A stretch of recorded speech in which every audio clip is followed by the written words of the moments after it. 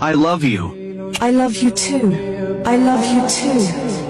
لا تفكر بذلك. والله والله والله أن كل علاقة بدايتها لا ترضي الله نهايتها لن ترضيك، لن ترضيك.